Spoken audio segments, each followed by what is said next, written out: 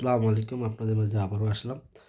ভারত সংঘ দাসত্বের রাজনীতি বাংলাদেশের রাজনীতিবিদেরা অথবা রাজনীতির দলগুলা পক্ষান্তরে বাংলাদেশ ভিত্তিক রাজনীতি যদি তারা না করে, তাহলে আলটিমেটলি ভারতের দাসত্ব তাদের মেনে নিতে হবে। ভারতের দাসত্ব বলে কোনো কথা না, অন্য কোনো দেশের দাসত্ব মেনে নিতে হবে, সেটা পরাশক্তি হতে পারে। কিন্তু আপনার দেশপ্রেমের ভিত্তিতে যদি রাজনীতি না করেন, তাহলে অটোজেরিয়ায় আপনার ছিটকে পড়বেন, এটাই স্বাভাবিক। আগামী 10-15 বছর পরে দেখবেন কিছু কিছু রাজনৈতিক দলের নাম আমরা অতীত বলে শূন্য হব। আওয়ামী লীগ বাংলাদেশের শত্রু রাষ্ট্রের প্রতিনিধিত্ব করতে বাংলাদেশে, কিন্তু বিশ্বাসঘাতক দল হিসেবে এখন বিএনপি পরিণত হচ্ছে। বিএনপি তার যে সাহেব যেসব কথা বলতেছে আকার ইঙ্গিতে, তার অস্তিত্বের সংকটের কথা বলতেছে। আমাদের যে রাজনীতি বা আমরা যে রাজনীতি আমরা দেখেছি, আওয়ামী লীগের দুঃশাসন, কিন্তু মিউচুয়াল রাজনীতি দল হিসেবে আমরা বিএনপিকে পাইতেছি। বিএনপি আওয়ামী লীগের প্রতি যে দেশ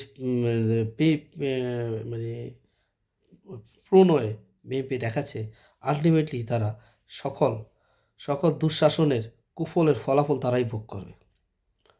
বাংলাদেশের পরিস্থিতিটা, তারা বাংলাদেশের মানুষের গ্রাউন্ড লেভেলের যেই মতামত, তারা এটা কেয়ার করে না। তারা মনে করে আমাদের কিছু ফিক্স ভোট ব্যাংক আছে, এর জোরেই আমরা জিতে যাব। এখন ব্যাপারটা হচ্ছে কি, একটা এলাকার মধ্যে যদি চুরি হয়, যখন এক চোর ধরা খায়, আরেক চোর তাকে আকারে ইঙ্গিতে হেল্প করার চেষ্টা করে। বাংলাদেশের মানুষের কাছে বিএনপি এরকমভাবে পরিচিত হোক, এটা আমরা চাই না। এক দুর্নীতিবাজের সহযোগেই বিএনপি তো দুর্নীতির রেকর্ড আছে, আগে অতীতের রেকর্ডটা অবশ্যই বিএনপির খারাপ, এটা মানতেই হবে। সেই ক্ষেত্রে বিএনপি যদি তার এই স্বভাব সতর্কত চরিত্র এই দুষ্ট চরিত্র থেকে যদি বেরিয়ে না আসে, তো অচিরে আমরা তাকে বিএনপিকে খুব খারাপ অবস্থায় দেখব। বিএনপির রাজনীতি যে এই কাঠামোগত রাজনীতি যেটা, এটা অত্যন্তই দুর্বল। এটা সে কোনো সময় ভারত প্রীতি দিয়ে ওভারটেক করতে পারবে না। বিএনপির কাঠামোগত দুর্বলতা কোনো সময় ভারতের তোষামত দিয়ে বা আওয়ামী লীগ যে ভুলটা করছে ওটা করতে পারবে না।